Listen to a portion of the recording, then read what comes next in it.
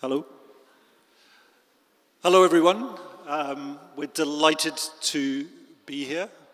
It's a beautiful day in Perugia. I'm Phil Chetwynd. I'm the Global News Director of AFP, the International News Agency. And I'm really happy today to have a fantastic guest here, Lotfullah Najafizada.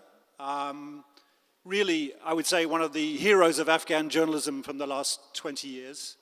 Has won every kind of award under the sun, but more interestingly, ran Tolo News, which is this really vibrant Afghan TV news station for a good 10 years longer, before the fall of Kabul, before the Taliban's return, and during this real flowering of Afghan journalism post 9/11. So, I'm delighted to have him here and to hear about the story, really, I think, of the last 3 years. I think I wanted to go back, I think, really to the fall of Kabul, the return of the Taliban. You were running Tolo News at that point. What were you doing at that point, and how were you thinking it was going to go? Thank you, Phil. It's such an honor to be in Perugia and with you. Going back to 2021 with the return of the Taliban, I think months to the return of the Taliban, it was pretty obvious that things will change in Afghanistan, but the way it will change was still very blurry. And a total Taliban takeover of Afghanistan was not probably what a lot of us expected. So when Taliban took over, a lot of journalists from a community of about 10,000 people, I would say a couple of thousand left. That changed the media landscape. But there are still thousands of journalists who are still in the country and doing tremendously an important job given the circumstances. So Taliban took over. Overnight, they conveyed how they wanted the media to operate. They issued an 11-point directive that included severe restrictions on media. And unfortunately, since then, that has been intensified and expanded, not only for media, but of course, for women and other activists in the country. And at that point, did it cross your mind to stay at that point, or in your mind it was clear you had to leave at that point? Well, I was not in Kabul on the day Kabul fell. I was traveling for work and trying to see if we can set up another location in case there is civil war in the country. So I missed that by 1 day. But it was very clear for us. I think you and I talked on one of those days about the changes that the Afghan media is going to go through. And it was very obvious that there can't be free press under the Taliban. So I was very clear from the day Kabul fell, the way it fell. But for us, the mission was also very clear, was to protect what we had achieved, what we had built, at a very high cost. Afghanistan was the freest country for media in the entire region, but also one of the deadliest countries for journalists as well. Right, I was going to say that. Just the media at that point was, I think, a real success story, but the price was high. I think, had lost 3 members of our staff in Afghanistan. I think at Tolo, in one attack, you lost 7 journalists. So there was this sort of vibrancy, but also, I guess, this real fear of what would happen when the Taliban came. And in a sense, the Taliban were smart in that they didn't immediately brutalize everybody. They were quite sort of clever in trying to, encourage people to stay and to work, right? They didn't fall into stereotypes at that point. Well, they were very clear in a way that they wanted to turn the whole country into a Taliban. And that campaign has been going on very well. while girls are not allowed to go to school. They have recruited 100,000 teachers for madrasas. Right. What are they going to train for a young population like the one in Afghanistan? What kind of future are we looking into? So the Taliban are very smart to lead the country in a way that protects their long-term interest and survival. And how would you describe at this point the state of journalism in Afghanistan? Not obviously. We'll talk a little bit about journalism, Afghan journalism outside Afghanistan, but what about the process of doing journalism inside Afghanistan? Well, there's no free press inside Afghanistan. I can't be more blunt. There are journalists in the country, and that's one reason that we want to stay in business, in a profession, to help them. There are thousands of them who would like to work. It's a closing space. It's not a closed space yet. But it's unfortunately going into that direction. It's not North Korea yet. Yeah. It's not Iran yet, but it could be. And those thousands of journalists who are in the country, they would like to work as journalists. For one job announcement that we had, we received 500 resumes. So 500 people would like to work for a small newsroom that's based outside the country. And that says so much about the resilience of Afghan journalists. But unfortunately, the Taliban are going after these journalists and after their families. 200 cases of harassments, intimidations have been recorded only by the UN in the first 18 months of the Taliban rule. And there has been growing censorship and self-censorship, particularly by media outlets that are based in the country. Right. And when you say it's not Iran yet, why is that? Is that simply the Taliban haven't got the administrative capacity to enforce, in a way, perhaps a more stronger state such as Iran could? Two reasons. One, we had a stronger free press before the Taliban takeover. I think that route is very, very important. Yeah. Second, also, I think the technology that is allowing Afghan media to operate is different.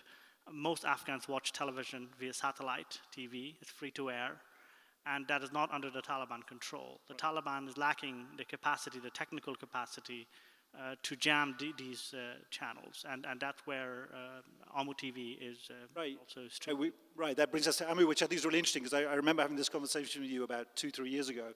And at that point, we were projecting, how will Afghan journalists in exile do their job? What will be the road forward? How can the international community support Afghan journalists, knowing that the attention would soon move to Ukraine, Gaza, wherever it may be? So, yeah, how has Amu come about, and how has that process of doing exile journalism worked for you and for Amu? I'm not a big fan of the word exile because it sounds very political. We are journalists. We were journalists when we were in the country. We're journalists when we're not in the country. I think with the political change, the landscape of politics has changed in the country, but not the ethics of journalism. Yeah. So we follow the same processes.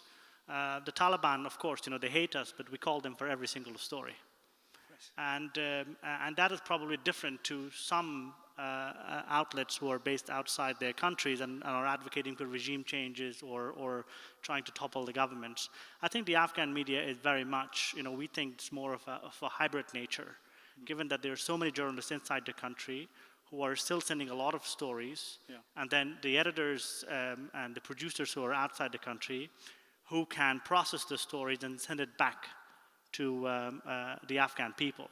So 19 million Afghans have access to satellite television from a population of about 40 million. So that's enormous.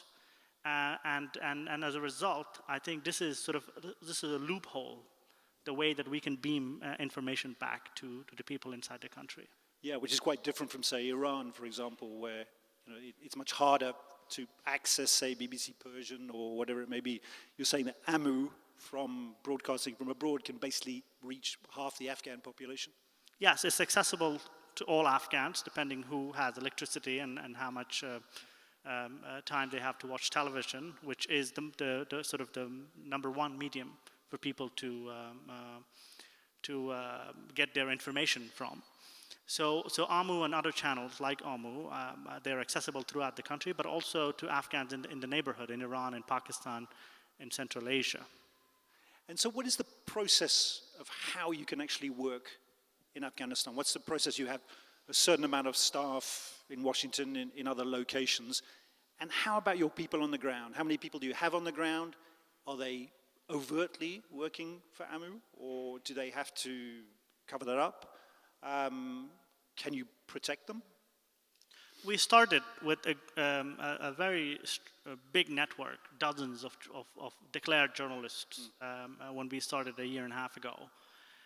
But unfortunately, there were a lot of crackdown by the Taliban. So we changed the way we operate. Now we work with a lot of anonymous reporters who are based throughout the country.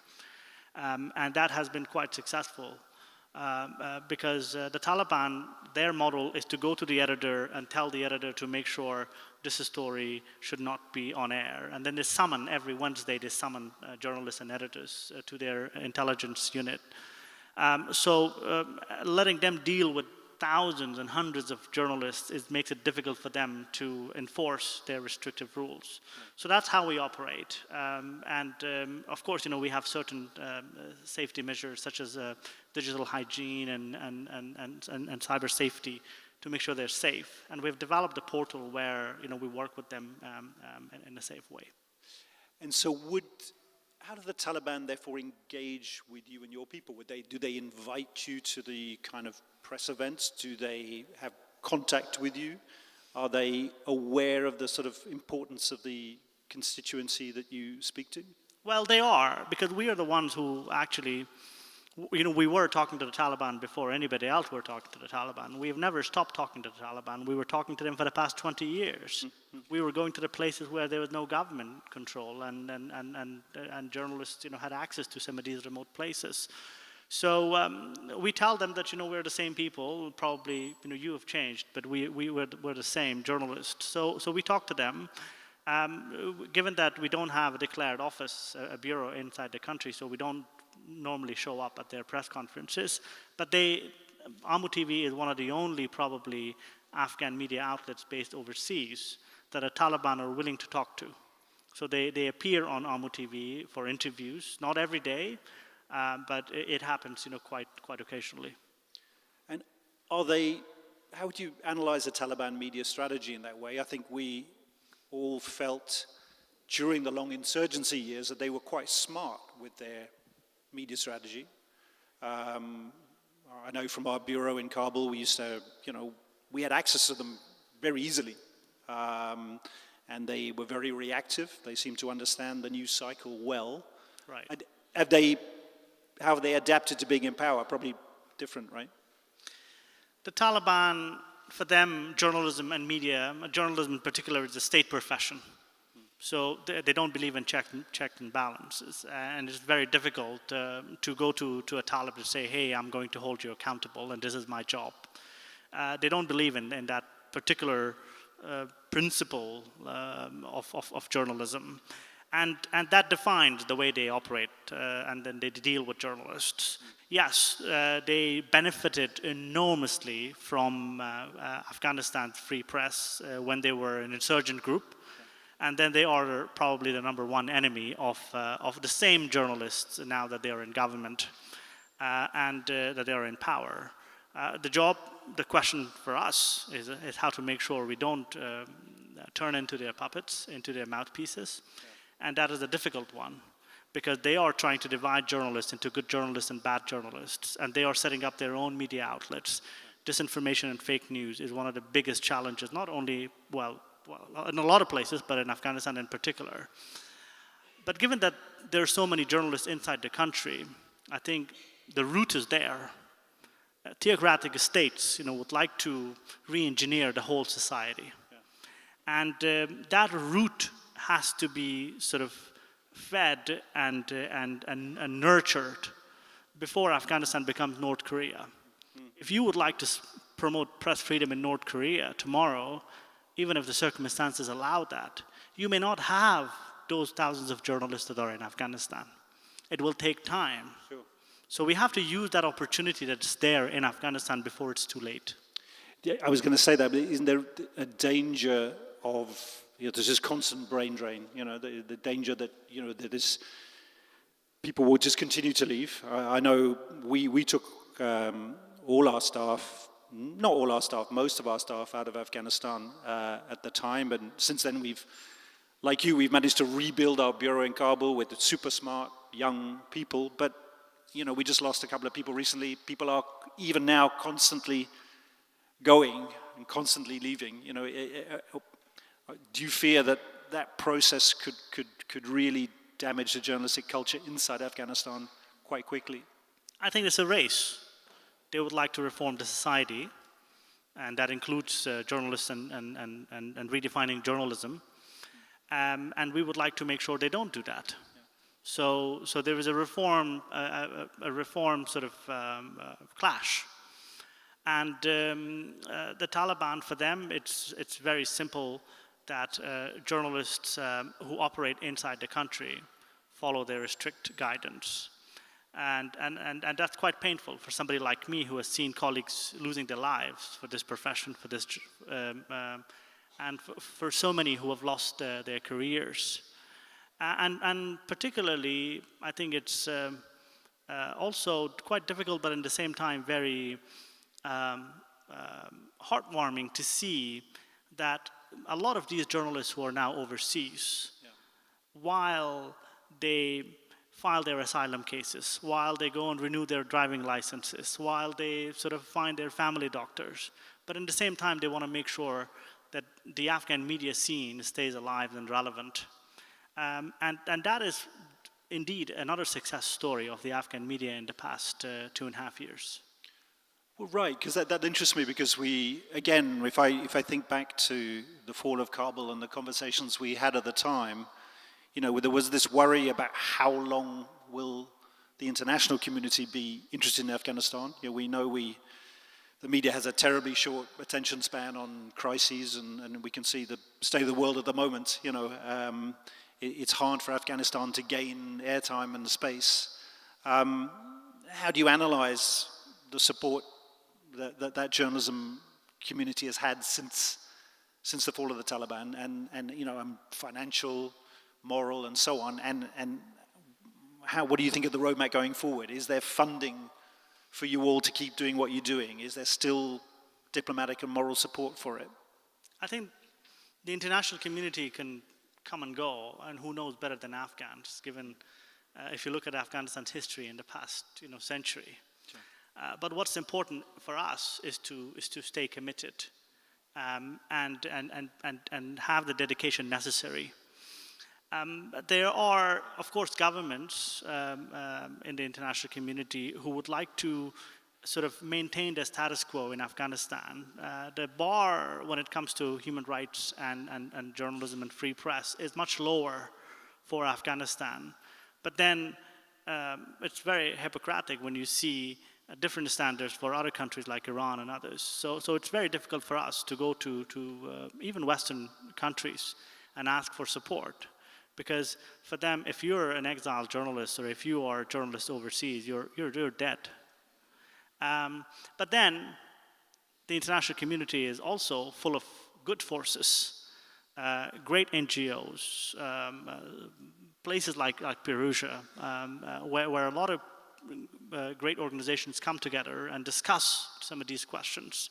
So we have managed to find our ways to work with some of these organizations, particularly in our case, the National Endowment for Democracy in the US, who provided seed funding for Amu TV to set up. And now we have more than 50 journalists and content producers, and running a 24/7, not only news, current affairs, but also entertainment, music, everything that Taliban hates, everything that's banned. All of a sudden, music production is also free press for us. Drama is quite important. We get a lot of requests from the Afghan people who would like to see more drama. For all these women, and housewives who are at home, they would like to watch the same show that they've been used, to watch for so many years. I mean, that you mentioned something we haven't touched on actually was obviously one of the big questions post-Taliban takeover was obviously the place of women in society, and there was a great flowering of Afghan women journalists in that period post 9/11. We had some fantastic women journalists who worked for us at that point, and they were probably some of the people who left quickest or earliest because they obviously were clearly in the firing line. Are you managing to work with Afghan women journalists on the ground in Afghanistan now, or is that just off the table? No, I mean, there are quite a lot of female journalists in the country. I'm worried that the Taliban are no longer allowing students to go and study journalism, which is sad. But there are so many female journalists who are doing editing jobs and they work from home. So also not only as journalists but also as web developers and other positions. So the capacity is there.